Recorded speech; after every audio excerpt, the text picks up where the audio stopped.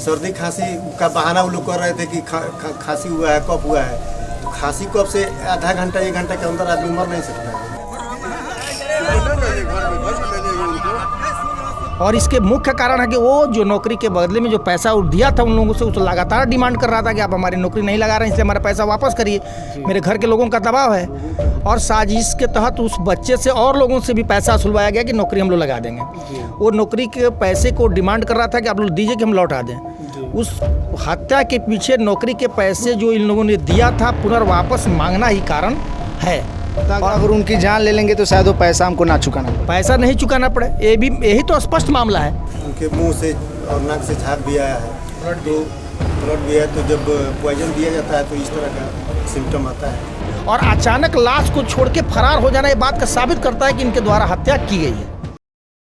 नमस्कार, आप सभी का बहुत बहुत स्वागत है झलको गोपालगंज में। इस वक्त हम गोपालगंज जिले के फुलवरिया थाना क्षेत्र के किशुदेव छापर गांव में पहुंचे हुए हैं और आप सबको बता दें कि वर्तमान जिला परिषद क्षेत्र संख्या 8 के राजकुमार सिंह जी के भतीजे का जो है कि काफ़ी रहस्यमयी ढंग से जो है कि मौत हो चुका है। और अभी आप सबको हम बता दें कि हमारे पीछे जो भी लोगों को देख रहे हैं सभी लोग जो है कि यहाँ पर उनकी अंतिम जो दर्शन करने के लिए यहाँ पर पहुँचे हुए हैं, अंतिम जो बॉडी को देखने के लिए पहुँचे हुए हैं। अभी थोड़ी देर पहले ही जो है कि गोपालगंज से उनका पोस्टमार्टम करके उनको बॉडी को जो है कि परिवार वालों को सौंपा गया है। और पोस्टमार्टम करने के बाद उनके परिवार वालों को बॉडी सौंपने के बाद वो बॉडी जो है कि अंतिम संस्कार के लिए लेके जाने वाले हैं घर के लोग। यहाँ के लोगों से बात करने का प्रयास किया जाएगा कि ये हत्या है या आत्महत्या, और पुलिस प्रशासन इस पर अभी तक क्या क्या कार्रवाई की हुई है। अभी हमारे साथ फुलवरिया प्रखंड के क्षेत्र संख्या 8 के वर्तमान जिला पार्षद राजकुमार सिंह जी हमारे साथ मौजूद हैं। सर, आपके भतीजे की जो मौत हुई है कहीं ना कहीं काफ़ी रहस्यमयी ढंग से हुई है और कहीं ना कहीं जो है कि लोगों का मानना है कि उनके दोस्त इसमें शामिल है। क्या इसमें कितनी सच्चाई है सर? जो लोग साथ में रहते थे कल हमारे पास 1:15 के करीब में फ़ोन किए कि इनका तबीयत बहुत सीरियस ख़राब है कि हम लोग सीवान से गोरखपुर लेके चल रहे हैं। हम एक पंचायत में बैठे थे, वहाँ से हम बोले कि ठीक है आप लोग आगे लेके चलिए, हम पीछे से आ रहे हैं। हम लोग गोरखपुर गए तो वहाँ वो लोग बोल रहे हैं कि किसी हॉस्पिटल में कोई भर्ती नहीं ले रहा है। तो हम लोग बोले कि ठीक है, हम लोग भी पहुँच गए, आ रहे हैं पास में तो देखते हैं हम लोग। वहाँ गए तो एक हॉस्पिटल के तारामंडल के बगल में ये लोग रोड पे गाड़ी खड़ा किए थे, उसी में इसका लाश पड़ा हुआ था। हम लोग जाकर देखे तो ये मरे पड़े हुए थे। तो हम लोग कहे कि जब आदमी है ही नहीं तो कोई हॉस्पिटल कैसे भर्ती करेगा।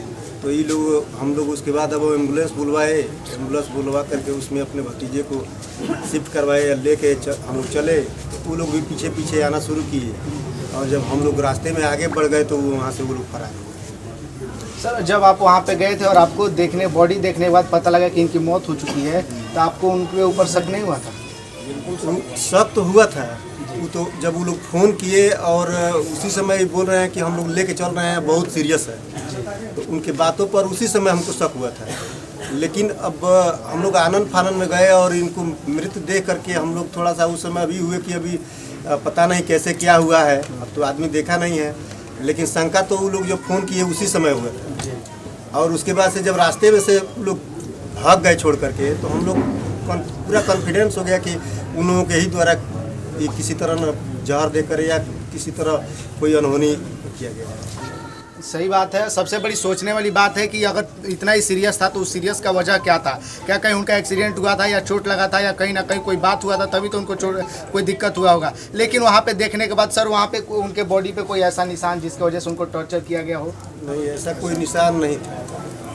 आपको क्या लगता है, ऐसा कोई गला घोट के मारने का कोई निशान वगैरह? घोट करके या पॉइजन दे करके ऐसा उनके मुंह से और नाक से झाग भी आया है, ब्लड भी है। तो जब पॉइजन दिया जाता है तो इस तरह का सिम्टम आता है। अब ये तो जो है सारे सवालों का जवाब जो है कि पोस्टमार्टम रिपोर्ट जब आएगा तब तो क्लियर हो जाएगा सर। हाँ, पोस्टमार्टम रिपोर्ट दूध का दूध और पानी का पानी कर देगा। सर, उनके बारे में थोड़ा बताइए, वो कहाँ रहते थे, उनके दोस्त लोग कौन थे? एक विनोद भगत हैं सीवान के बगल में घंटा पोखर है, और एक वीरेंद्र सिंह है मीरगंज के बगल में पिपरा घर है, और एक विकास दुबे यहाँ तितरा के बगल में बंगरा घर है उनका। ये 3 दोस्त थे और आपके भतीजे थे? और 2-3 आदमी साथ में थे जिनको हम नहीं पहचानते नहीं। कल का जो सूचना है उस सुबह में 8-9 बजे करीब में वो विकास दुबे के यहाँ थे जी जी। तो वहाँ से अपने छोटी बहन वो जो चाचा की लड़की है उनसे बात भी किए हैं। वहाँ से सारा बात 9 बजे के आसपास उनसे बात हुआ है फ़ोन से। बिल्कुल मतलब कोई ऐसा कोई प्रॉब्लम नहीं था। और 12:45 में ही हमारे पास सूचना आया कि बहुत सीरियस तबीयत खराब हो गया है। तो बहुत सीरियस तबीयत मान लीजिए अचानक एक्सीडेंट होता है या कुछ होता है तब इस तरह का घटना होता है। हम अभी ठीक बोल रहे हैं, 2 घंटे के बाद ऐसे अचानक तबीयत इस तरह नहीं खराब हो गई जिस तरह वो लोग बोल रहे हैं। जब वो बोले तभी हमको शंका हो गया। बाद में हमको पता चला कि 9 बजे के आसपास उसकी छोटी बहन चाचा की लड़की है उससे बात हुआ है, उसके बहनोई है उनसे बात हुआ है, कोई प्रॉब्लम नहीं था। तो जैसे आप 3 दोस्तों का नाम लिए हैं, उस समय वो तीनों दोस्त वहाँ पे मौजूद थे क्यों? हाँ, काफ़ी सोचने वाली बात है। कहीं नहीं तो कहीं घर के लोगों का बयान है कि दोस्तों के द्वारा ही उनकी हत्या कर दी गई है, और कहीं नहीं तो कहीं जो है कि काफ़ी रहस्यमय ढंग से हत्या की गई है। 2-4 दिन के बाद जब पोस्टमार्टम रिपोर्ट आएगा तब जाकर के क्लियर होगा कि उनकी हत्या की गई है या फिर कैसे ये जो है कि अनहोनी हो गया है। और भी बहुत सारे सवाल हैं, उन सवालों पर बात करने का प्रयास किया जाएगा। सर, वो काम क्या करते थे, उनका उम्र क्या था, काम वगैरह क्या करते थे? काम कृषि का भी काम करते थे, बैंक भी चलाते थे। हाँ, और मतलब अपना कारोबार था, सब कारोबार करते थे, छोटा मोटा कारोबार था।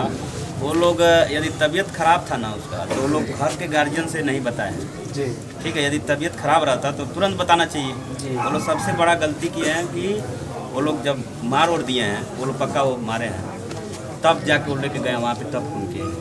अभी हमारे साथ घर के कुछ और गार्जियन हमारे साथ मौजूद हैं, उन लोगों से भी बात किया जाएगा। और सर, आपको क्या लगता है किस वजह से उनकी मौत हुई? उसकी मौत इसलिए हुई है कि वो पैसे विनोद भगत को दिया था नौकरी के लिए।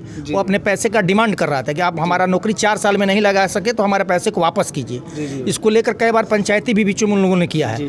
परसों वो पूरा स्वस्थ था, सुबह इन लोगों ने अपने कार में उसको बैठाया और ले गए, और ले जाने के बाद ये हत्या कर दी गई है। मुख से झाग आना और ब्लड आना ये बात साबित करता है कि कहीं नहीं जहर दिया गया और कहीं ना कहीं उसके गले को दबाया गया। ऐसा हो सकता है क्या कि उनका जो आरोप है कि वो अस्वस्थ था, कोई अस्वस्थ अगर हो जाएगा तो उसके घर के लोगों को पता नहीं चलेगा। सुबह वो 1 दिन पहले अपनी माँ का ट्रीटमेंट करवाया है, एक दिन जिस दिन की आरोप लगा रहा है उस दिन 9 बजे खुद अपने एक चचेरी सिस्टर से वहाँ बात किया है, लंबे समय तक उसकी बात हुई है। अगर किसी आदमी का अचानक तबीयत खराब हो जाए तो निश्चित रूप से उसके परिजन को कोई सूचना देगा, एक गारंटी है कि सूचना देगा। आप गोरखपुर ले जाके सूचना देते हैं, आप देवरिया तक ले जाके सूचना देते हैं, एक ऐसे हॉस्पिटल में ले जाते हैं आपके पास कोई पुर्जा नहीं है, कहाँ ट्रीटमेंट करवाइए आपने कोई पुर्जा शो नहीं किया। अगर मेरा कहीं ट्रीटमेंट करवाइएगा तो मेरा तो पुर्जा आप दिखाइएगा ना जी, क्या मैंने इस हॉस्पिटल में दिखवाया, यहाँ दिखवाया। डॉक्टर रेफर करता है तो कहीं रेफर का भी नहीं है, कहीं ट्रीटमेंट का भी उनके पास डॉक्यूमेंट्स नहीं है, और अचानक लाश को छोड़ के फरार हो जाना ये बात का साबित करता है कि इनके द्वारा हत्या की गई है। और प्रशासन के द्वारा यह कहना कि हम यूडी FIR दर्ज करेंगे, ये कहीं से मान्य नहीं है। मेरे भागना लगता है रिश्ते में उसका अपहरण हुआ है और हत्या हुई है।